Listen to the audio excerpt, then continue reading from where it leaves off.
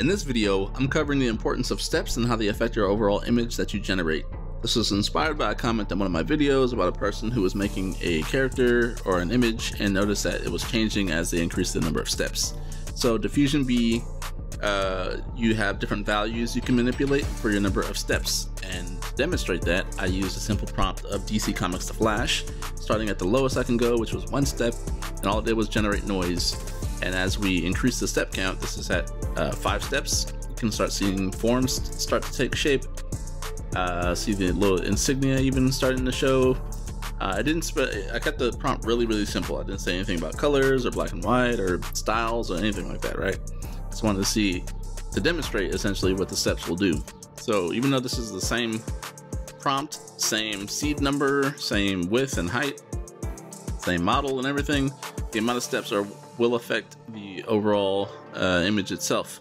You can see the details starting to take form of the face and the body pose, and moving forward, still more details.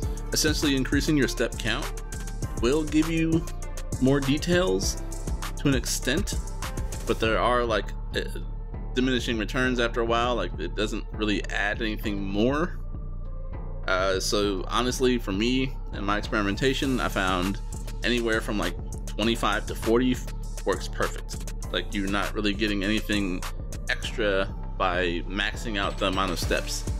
So these are at 18 steps. You can see like the body post starting to change to the left.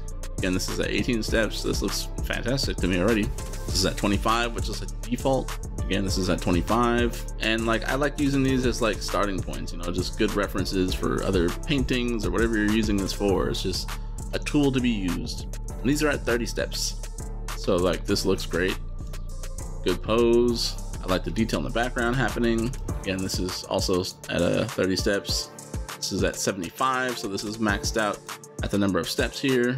And same with that one. And this was at 50, so we got like weird wonky stuff. I'm not paying attention to that. I'm just looking at the detail. So again, the difference between 75 steps versus 30 isn't like super significant for all the images. It will change the overall form sometimes. So in another example here, I have a simple prompt of a cyber lobster crab, same seed number, same size, just the step count just changed, that's it. But at 25 steps, second like character doesn't change too drastically. This is at 35 steps, and this is at 75 steps.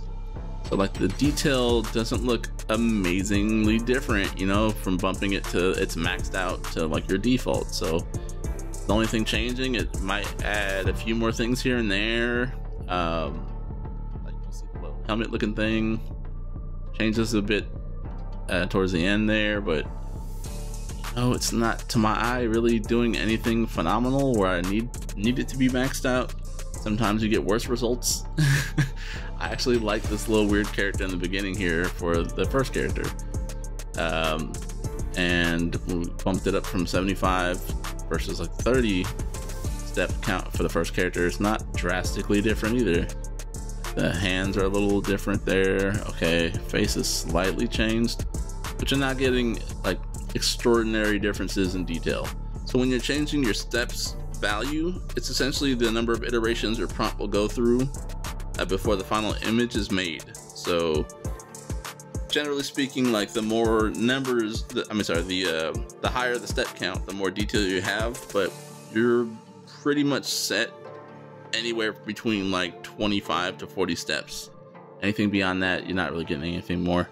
But anyway, hopefully that kind of cleans up and makes it a little clearer as to why your image may change a bit if you have a different step count. So like, this character changed with, you know, slightly different step counts, and then for the flash example there, I mean, not only did it like change color in certain instances here, but also the direction that the body pose is going. So look at the second image generated and these different step counts. So at 7, you know, and to 7 and 12 step counts, the body's facing towards the right, and when it got a little higher, it went towards the left, and then it kind of stayed towards the left.